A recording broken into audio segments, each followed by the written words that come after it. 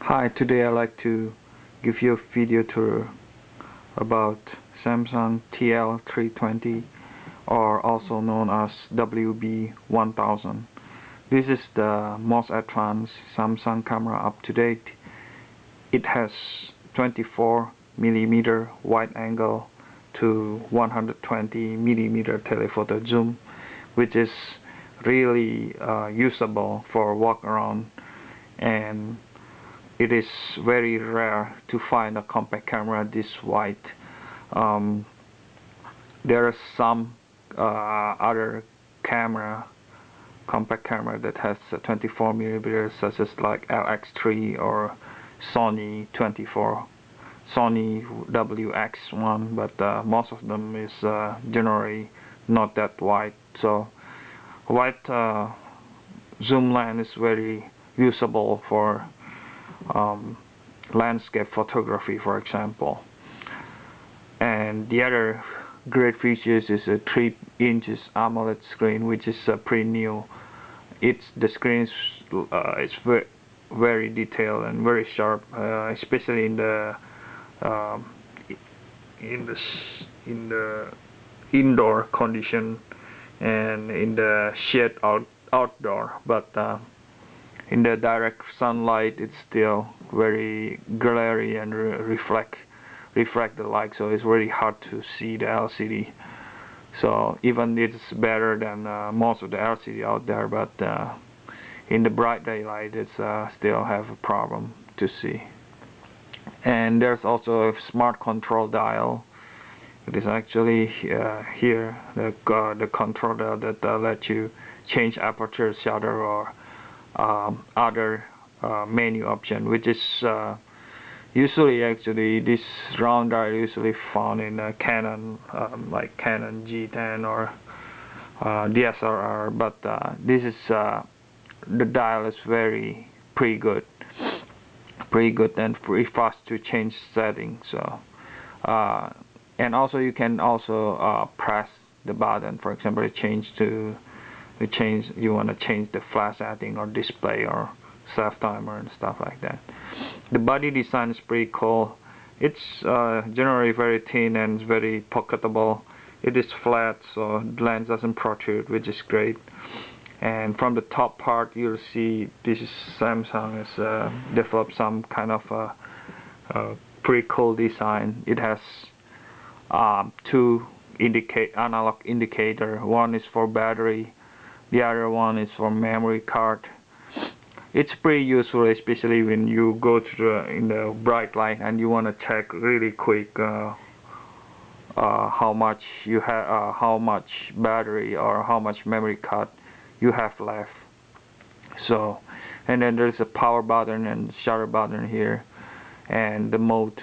You have like full manual control, shutter priority, aperture priority, program mode, auto, smart auto, which is the camera will think for you and will interpret the screen and then switch to this appropriate scenes like landscape or sport or something like that. You also have you can also customize your setting if you like.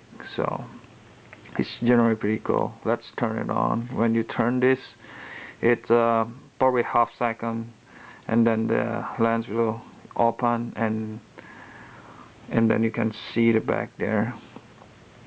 So the LCD actually is 4:3 ratio.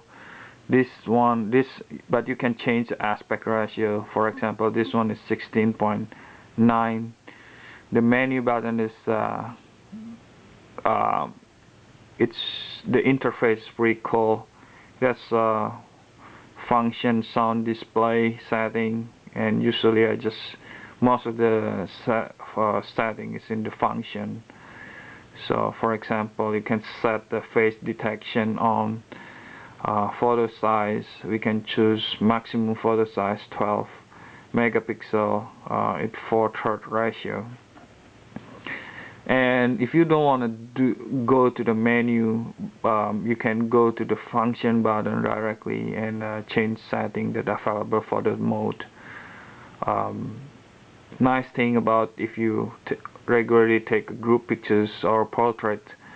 And then you have face detection. You have also self-portrait and mode and smile shot. Smile shot is basically when you turn it on, you don't have to press anything to take a picture. You just compose the pictures using the LCD, and whenever the camera detects the face and the smile, and then it's automatically take a pictures. So it's pretty neat. It has a full manual control, which you can basically change everything, including shutter speed and aperture and ISO.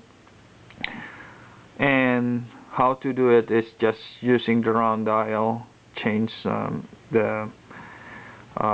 change the aperture, and also you can press the OK button in the middle of the dial, and then it switches to shutter, and then you can adjust it. And also, if you notice, you will see the exposure will update it in the LCD screen, so you will get the view of how many light that you get, and how's the end pictures will look like. So it's pretty neat, and there's also a live histogram. It's pretty helpful. So basically, and then the other things is the zoom. It's very easy how to zoom. You just push this button up, and then it will zoom in, and then it will zoom out. So, and other thing I like to mention about this camera is it has pretty unique connector for charging battery or connecting to the computer. So basically, it's use this cable you can plug into the bottom of the camera, and then they use the USB cable to connect to the computer.